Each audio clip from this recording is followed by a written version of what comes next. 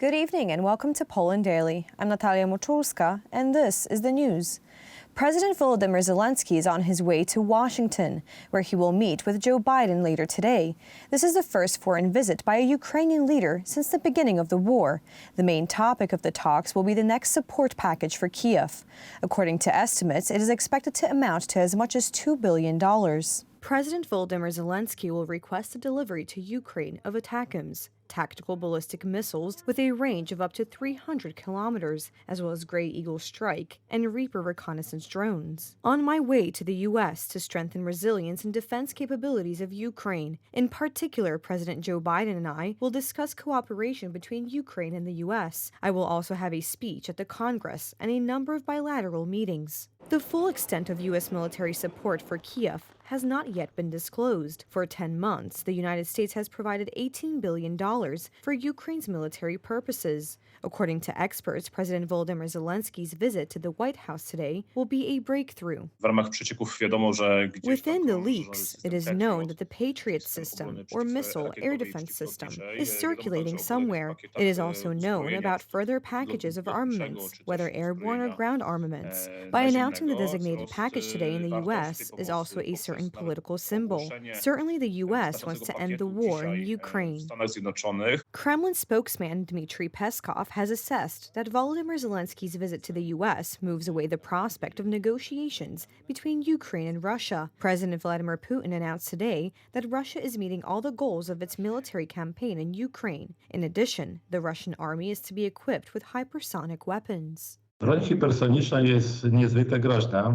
hypersonic weapons are very dangerous due to extreme speed reaching 2 to 3 kilometers per second and coarse maneuvering. At the moment, there are no air defense measures capable of countering this type of missile. The hypersonic missiles that Russia has so far possessed seem to have already been used up.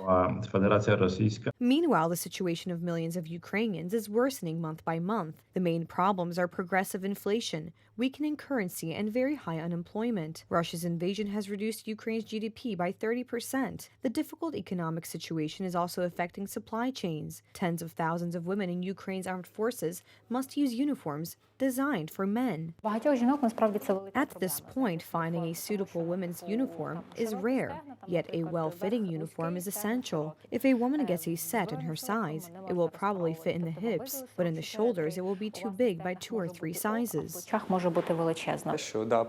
An important nuance is the pockets on the knees. In these pockets you can put anything that is soft and will protect the kneecap from injury. Men's pants are wider, so when women wear them, the pockets droop. This doesn't help. What's more, it can cause a more serious injury.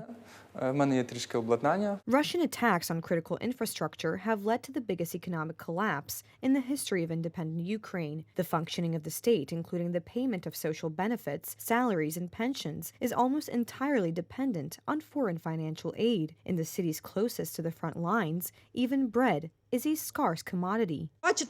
You see what's happening here. Blow after blow, explosions. People are suffering. Everything is exploding. We need money, but you have to go in person to get the payments. According to our findings in Donetsk region, there are about 500,000 people. There are more than 4,000 children. Therefore, our task is to quickly evacuate these people and save their lives. Massive shelling of Ukraine by Russian forces, destroying both civilian facilities and critical infrastructure. At least 700 attacks on healthcare facilities have been reported so far. According to the World Health Organization, 10 million citizens of Ukraine may suffer permanent psychological trauma or complications due to Russia's invasion. And the winter, we will see increase of diseases and health needs as people struggle to heat their homes and battle with the freezing temperatures. First, we see respiratory diseases, infectious diseases, but also cardiovascular diseases to be more prevalent.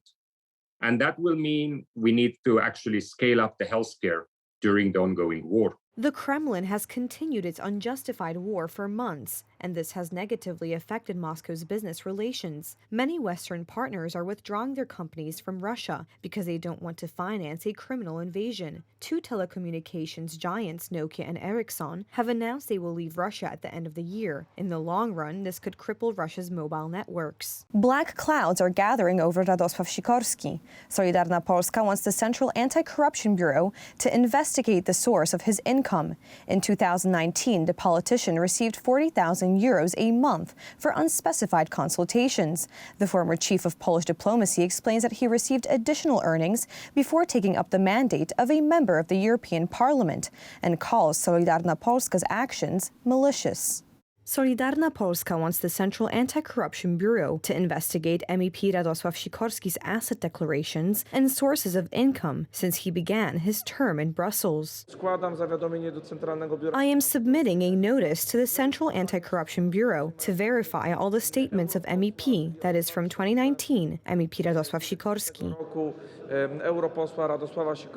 Radosław Sikorski addressed the issue in an interview. He indicates that the source of such high income is giving lectures at foreign universities. The Qatar issue is clear. It is illegal to take cash from foreign governments. This is a clear criminal offense in any system, and the business activities of MPs in the form of lectures or sitting on various respectable bodies, this is something else entirely. A week ago, the European Parliament was shaken by a corruption scandal. Among those detained were Parliamentary Vice President Eva Kaili, her partner, and her father. Kaili was alleged to have accepted financial benefits in exchange for lobbying Qatar. One of the main suspects, Antonio Panzeri, testified that he received 50,000 euros for executing favorable deals with Qatar and Morocco. The political portal, in reference to this situation, published an article giving several examples of MEPs receiving additional income from an unclear source. The 2019 declaration of interest of one of the MEPs, Pole Radosław Sikorski, stated that he earns 40,000 euros a month from business and consulting activities. He later claimed that this was untrue and issued a revised statement in 2021 showing earnings of between 5,000 euros and 10,000 euros gross per month for consulting, lectures, and articles. The declaration did not include details of his consulting clients. Radosław Sikorski's party colleagues are avoiding answering questions about his unclear income. I did not have the dubious pleasure to listen to this conference, so I will read the press materials and later we will issue relevant information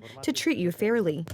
The left reminds that MEPs can earn income outside of parliamentary work, and this is not a violation of the law. However, their source should be disclosed. Anyone who works in the public sphere must present his or her asset declarations, be honest with voters, and show where he or she earns money. Law and Justice spokesman Rafał Bochenek announced that this topic will be raised during a special session of the Parliamentary Committee for European Union Affairs in January. He never addressed in any way from what sources, for what consultations the 800,000 euros appeared in his account. The contents of the thesis prepared for Radosław Sikorski's meeting with Russian Defense Minister Sergei Lavrov in January 2008 were revealed in late November. There was talk of strategic cooperation with Russia, which was not supposed to pose any military threat. He did everything to demonstrate his favoritism toward Russian interests.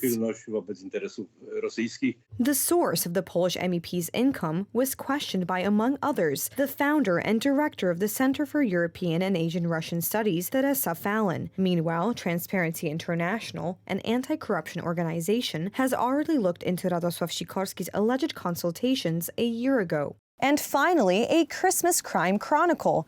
In New York City, a serial burglar fell into the hands of the police. The woman was caught trying to steal Christmas gifts from the home of actor Robert De Niro. The New York City police arrested the suspect who was caught stealing presents from beneath Robert De Niro's Christmas tree. According to police and media reports, the woman broke into the actor's apartment on the Upper East Side of the city early Monday morning. Police officers saw the woman enter the basement of the building on East 65th Street at around 2:45 a.m. local time and found signs of forced entry, according to Arthur Tsui, a spokesperson for the New York Police Department. The 30-year-old woman was known to police for a string of previous burglary arrests, and officers caught her inside the apartment stealing items, Tsui said. ABC News reported that she was stuffing presents from beneath a Christmas tree into a bag, and that Niro, 79, was home at the time and came downstairs at the commotion. The woman was in custody and charges were pending against her, Tsui said. A spokesman for the Manhattan District Attorney said the woman was likely to appear in court to be arraigned later on Monday or early on Tuesday, and that it was not immediately clear whether she had a lawyer. Stan Rosenfield, a spokesperson for De Niro, said he had no comment on the case, other than to say the burglary took place at a temporary rental home for the Oscar-winning star of Raging Bull and Taxi Driver. Thank you so much for joining us this evening. Please stay tuned for Poland Daily Weather, Poland Daily Business, and some of our other programs. But for me, it's have a wonderful evening.